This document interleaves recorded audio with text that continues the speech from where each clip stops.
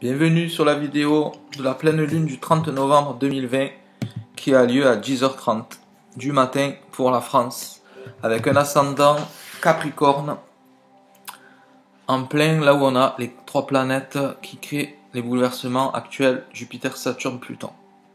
Alors, donc qu'est-ce que ça nous dit? Ça nous dit que on va avoir déjà une pleine lune, donc le soleil dans le signe du Sagittaire, ici signe de feu, et la lune dans le signe des Gémeaux, ici signe d'air, signe complémentaire, ce qui veut dire, élément complémentaire, le feu et l'air, ce qui veut dire que finalement une opposition c'est pas toujours du négatif, c'est aussi une façon de trouver des solutions en trouvant comment compléter ce qu'on a à faire, ce qu'on est pour pouvoir avancer sur une certaine situation.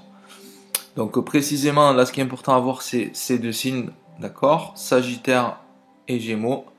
Et aussi donc comme je vous disais, on a l'ascendant. Donc l'ascendant il est en Capricorne, donc il vient accentuer ce que je dis depuis pas mal de vidéos. Attention encore au signe du Capricorne. Comme je vous dis, et comme j'ai pas mal dans les commentaires, c'est quand que ça va s'arrêter. Et bien encore un tout petit peu de temps, apparemment à partir de janvier, vous allez être laissé un petit peu tranquille parce que quoi? Parce que Saturne et Jupiter vont sortir enfin du signe. Jupiter, ça faisait un an qu'il y était. Saturne, ça fait depuis quelques temps déjà. Et voilà, donc Saturne, c'est généralement, donc c'était déjà son signe, donc elle était vraiment particulièrement puissante dans cette partie du zodiaque. Et Jupiter, ben, ça faisait 12 ans qu'il n'était pas venu. Et voilà, donc Saturne, ça faisait 30 ans, presque 30 ans qu'il n'était pas venu, donc automatiquement il a créé pas mal d'événements, notamment avec cette conjonction avec la planète Pluton, qui est elle depuis pas mal de temps aussi dans ce signe-là. Donc ce qu'il y a, c'est que, comme je vous dis, en janvier, les deux planètes Jupiter, Saturne, qui sont là, ici, ces deux vont passer en Verseau, et du coup vont libérer un petit peu d'énergie pour les Capricornes, qui vont pouvoir un petit peu avancer.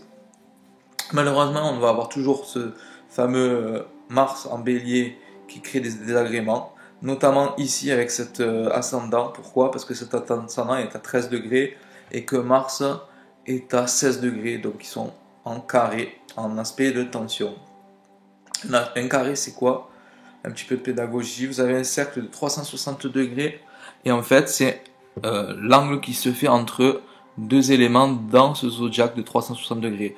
Donc comme Mars est ici sur 16 degrés du bélier et que l'ascendant est à 13 degrés du bélier, ça fait pratiquement 90 degrés entre les deux planètes. C'est ce qui correspond en astrologie à ce qu'on appelle un carré, un aspect de tension, un aspect dynamique qui crée souvent des événements, des situations par rapport aux éléments qui touchent, et notamment si ça touche des éléments dans votre thème. Donc notamment si vous êtes du signe Capricorne, Cancer, Bélier, Balance, les 4 signes cardinaux, c'est-à-dire les premiers signes qui débutent une saison, mais vous allez être encore impacté malheureusement par cette pleine lune là, en plus des Sagittaires et Gémeaux et des signes mutables que sont les Poissons et la Vierge. Donc voilà précisément les signes qui vont être le plus touchés par cette pleine lune là. Je les répète, signes cardinaux, premier signe de saison, Cancer, Capricorne, Bélier, Balance, et les signes mutables, donc les signes au contraire terminent la saison, qui créent un changement, sont donc le Gémeaux, le Sagittaire, et en carré à cela, les Poissons et la Vierge. Voilà. Donc on va aller un petit peu plus en profondeur dans ce thème de pleine lune. Donc la pleine lune, c'est quoi? C'est une opposition entre le soleil dans les signes, une partie du zodiaque, et la lune de l'autre. Et au milieu, il y a notre belle planète bleue. Donc ici, vous avez le soleil en Sagittaire, qui représente tout ce qui est en rapport avec ce qui est plus grand que nous. Ça peut être en rapport donc avec la religion, le lointain, donc les voyages, tout ce qui est aussi en rapport avec la philosophie, ces choses-là, tout ce qui est vraiment au-delà de ce qu'on peut voir au niveau du temps et de l'espace.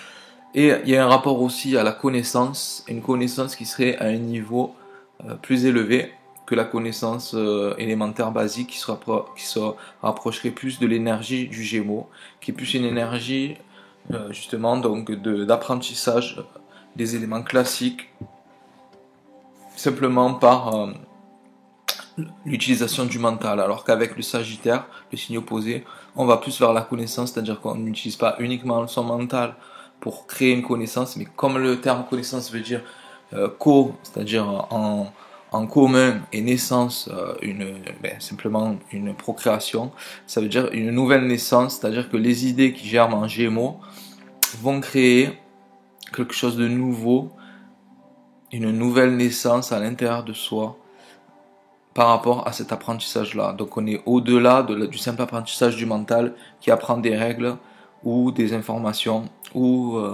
toutes ces choses-là qui sont en rapport avec le Gémeaux. En tout cas, on est dans l'axe, comme vous le voyez, de la communication, de l'apprentissage, éventuellement de la religion.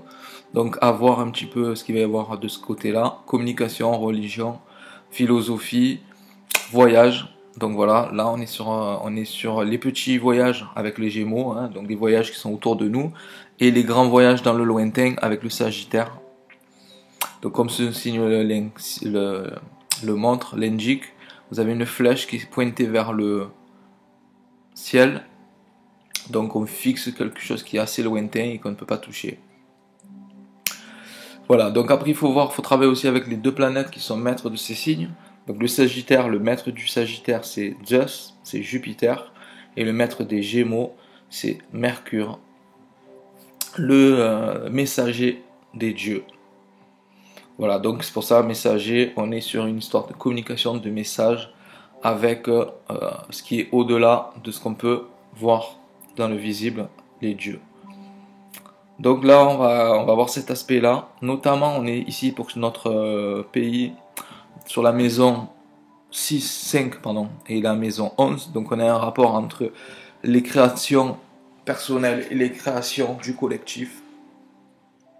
Donc voilà, voir comment cette pleine lune va s'activer. C'est aussi l'amour et l'amitié. L'amour ici et l'amitié ici. Donc un contact entre ces éléments-là à voir dans nos vies personnelles, nos vies collectives, comment ça peut se jouer. En tout cas, là on met l'accent sur l'axe du lien avec l'autre dans un sens personnel ou collectif. En tout cas, c'est ce qui se joue avec cette pleine lune-là. Cette pleine lune-là, finalement, elle n'est pas connectée à grand-chose, hein, si ce n'est un bon aspect mineur ici. Elle a quand même, elle a pas d'aspect, hein, pour moi, elle n'a pas d'aspect particulier, hein, si ce n'est bien sûr cet aspect avec le soleil.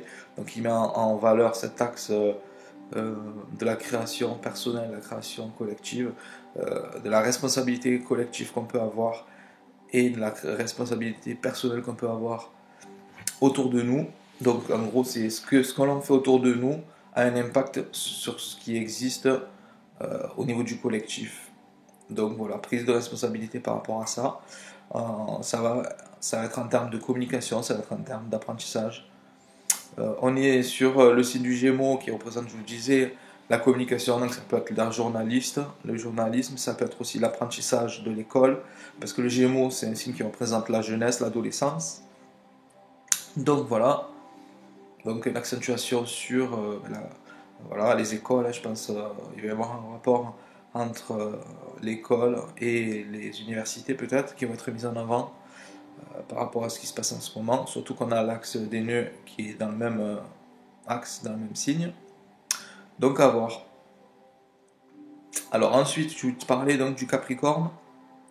Dans le Capricorne, où on a les trois planètes, toujours pareil, sauf qu'ici on est dans le secteur 1. Donc le secteur 1, en fait, il y a 12 secteurs.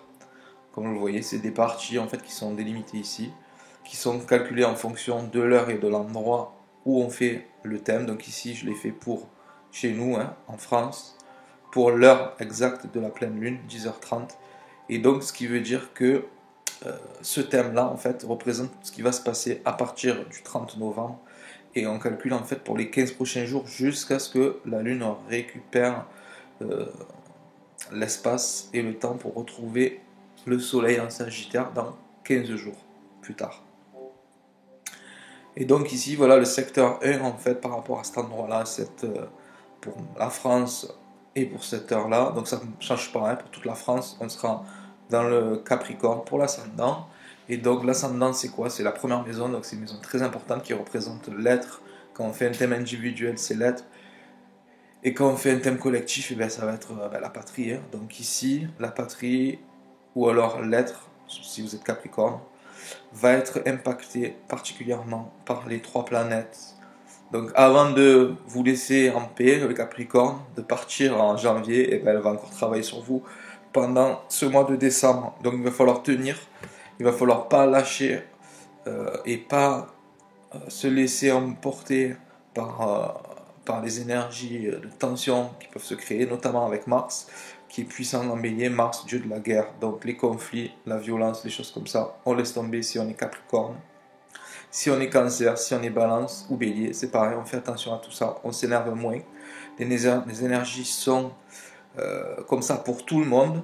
En fait, c'est toujours ici, on est toujours sur un thème astral collectif, mais si vous avez des planètes à ces endroits-là, donc dans le deuxième ou troisième décan des signes cardinaux que sont Bélier, Balance, Cancer, Capricorne, déjà vous êtes touché depuis un petit moment par peut-être des situations qui continuent de venir, revenir. Pourquoi? Parce que Saturne est quand même une planète qui représente le karma, donc ce que on n'a pas réglé, on se le reprend. Donc voilà, ça pourrait revenir une dernière fois, vous faire un petit coucou pendant ce mois de décembre. Donc faites attention à vous par rapport à ça, pour ces signes-là. Après, à côté de ça, par contre, on a du positif avec justement Mercure qui représente la communication. En Scorpion, on est dans une communication profonde et donc voilà, donc il va falloir vraiment avoir un sens psychologique pour pouvoir parler, pour pouvoir éviter justement d'aller sur le champ de Mars. Mars, c'est l'action.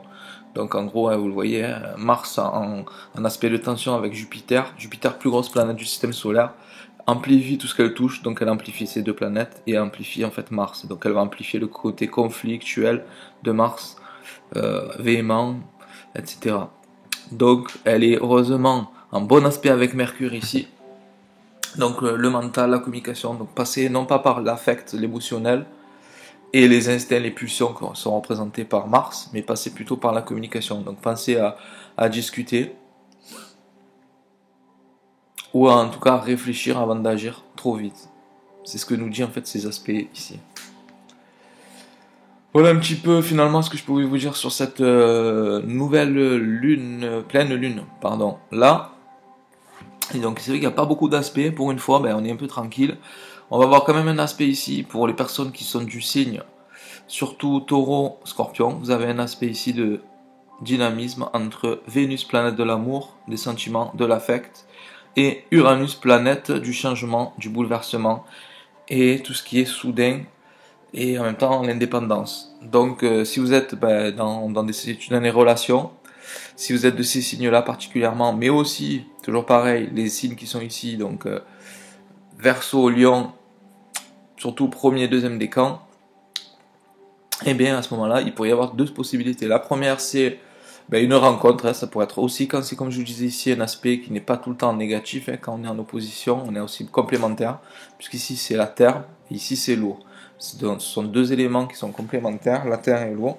Les 2 autres éléments qui ne sont pas complémentaires avec la terre et l'eau sont l'air et le feu. Le feu et l'eau, vous comprenez bien, et la terre et l'air, c'est pareil. C'est pas, si vous voyez ce que je veux dire, c'est pas, ça se mélange pas facilement. Alors qu'ici, vous voyez que quand on est dans un aspect de complémentaire, l'eau avec la terre, il n'y a pas de souci, le feu et l'air, il n'y a pas de souci non plus.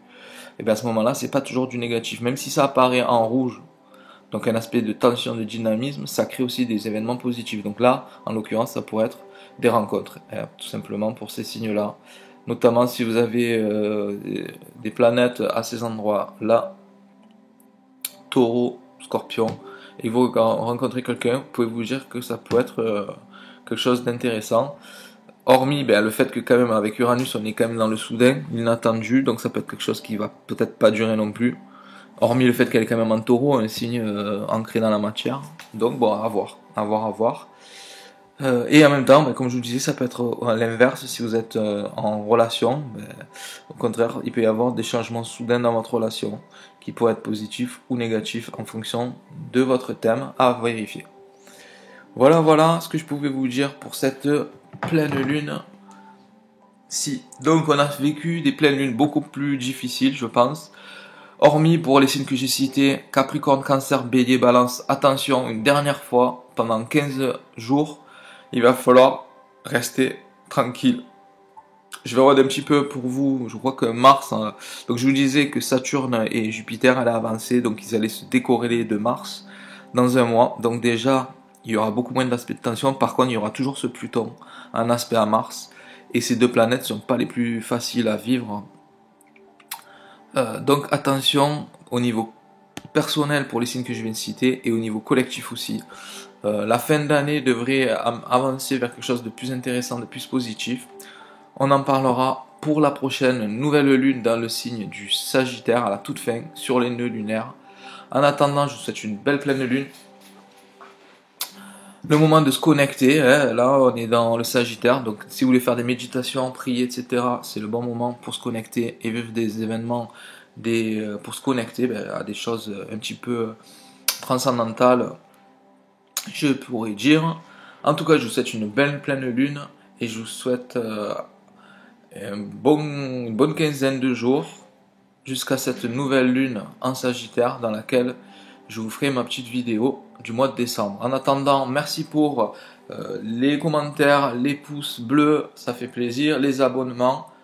Pensez à mettre la cloche pour ne pas manquer les prochaines vidéos et pensez à vous abonner pour ne pas manquer cette nouvelle lune en décembre en Sagittaire qui pourrait nous apporter un petit peu d'éclaircissement pour l'année 2021.